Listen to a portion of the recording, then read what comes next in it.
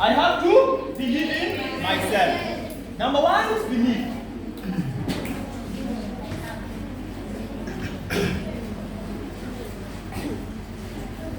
One of the most difficult things to do is to believe that you are the one, that you can do it. So many people have the potential. I was still seated hapa na mwalimu tunapiga story. Anasema, "Hey, how do you kuna mtu anasimama anaongea hizi words zote?"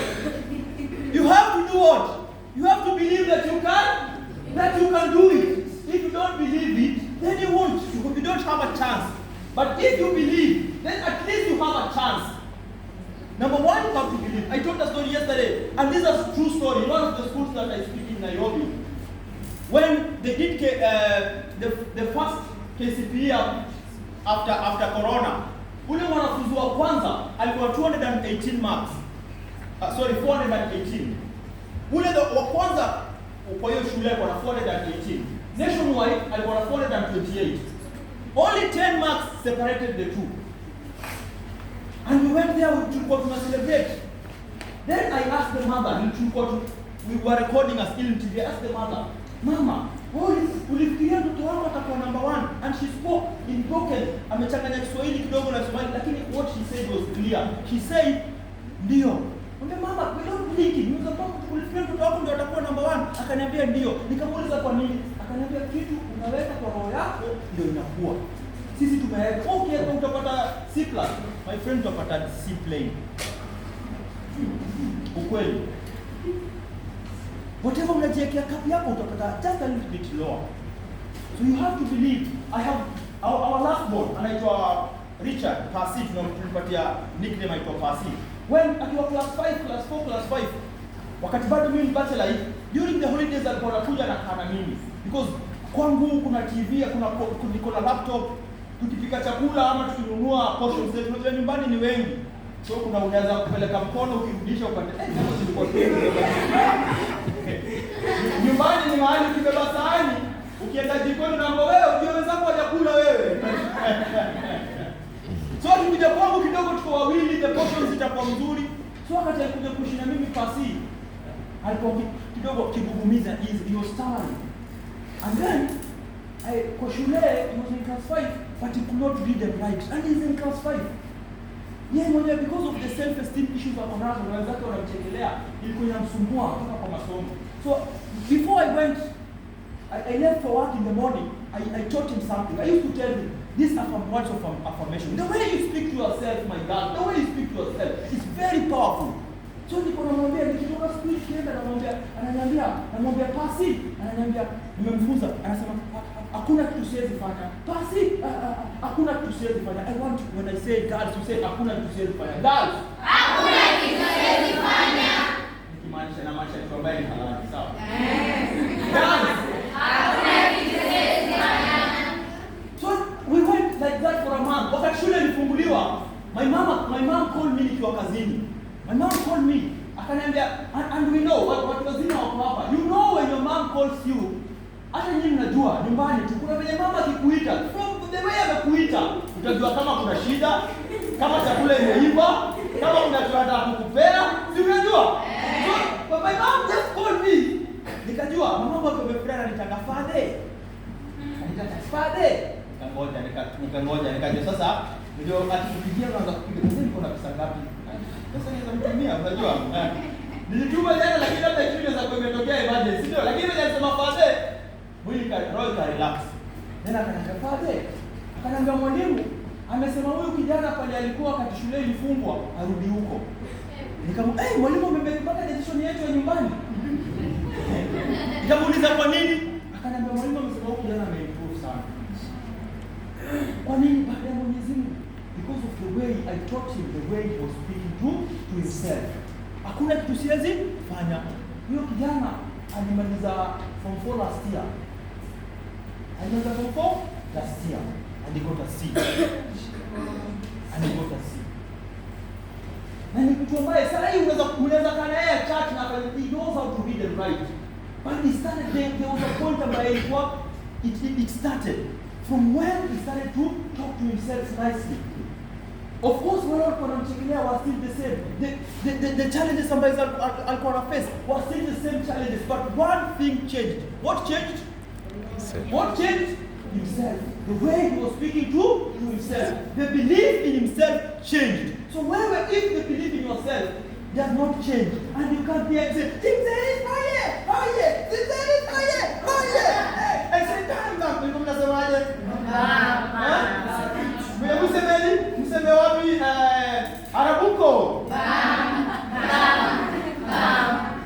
Umulkura boys.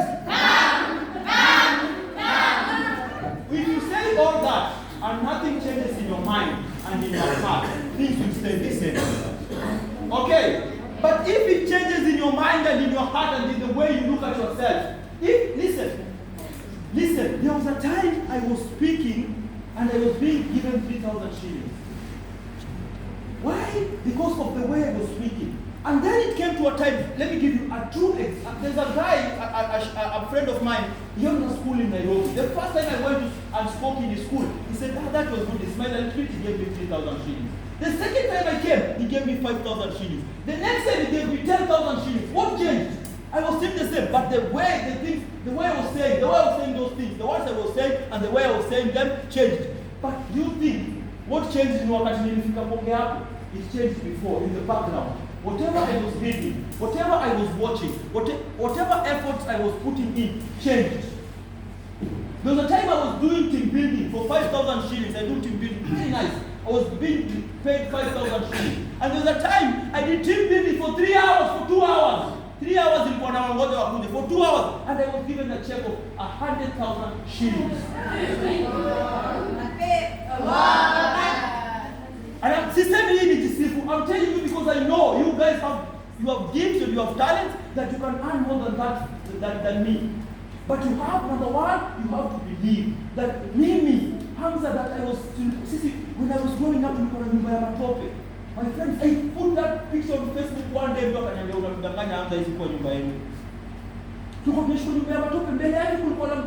was hard for me to believe that Hamza like me, that nilishikwa nyumba, that wakati nikiwa shuleni wenzangu walikuwa wananichekelea kwa niko na nguo chafu. Hatuwezi kuafford bora viatu. That mimi naweza kuja nifanye kitu kama hiyo. It was hard for me to believe that the same that it's hard for us to believe that mimi ndio nikipata hii grade that I can get a better grade. I'm telling you today that I have done it. I have done it. I have done it, and you can do it too. You can do it. If someone has done something, it shows that it's possible, it can be done. It's possible. There's a guy named Roger Bannister. Before Roger Bannister, around 1955, before he akimbia 1 mile in less than 4 minutes. Hakuna mtu alikuwa amewahi kimbia 1 mile in less than 4 minutes. Na Roger Bannister alikimbia lingangana. And he ran 1 mile in 3 minutes and 59 seconds. After yeye akikimbia hivyo, na alitumia watu kumsaidia, akatumia science nini, akifika pale amechoka. After Roger Bannister alikimbia hivyo, 20,000 people they did it in the span of 2 years. Why? Because they saw it had been done. Your school did it last year. Your school did it. The boys section did it last year. Other schools have done it. There was a school ilikuwa huko ndani Western inaitwa Way. The school that no one knew. But they performed very well one time. That the reporter ambaye alienda huko aliriport akasema, and I'm here to tell you, where there's a will, there's a way. Where there's a will, there's a way. There's a way. Sisi, we are not way. We have a better name. Umul Kura.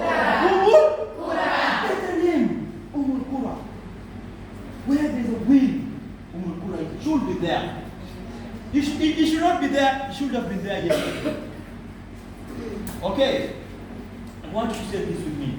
And I want you to say it as passionately as I say it. Our greatest fear. My greatest fear. Is not that I am inadequate. My greatest fear. Is that I am powerful beyond measure.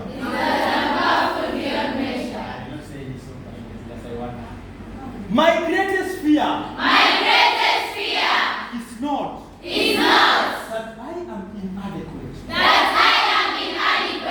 But my greatest fear. Is that I am powerful beyond measure.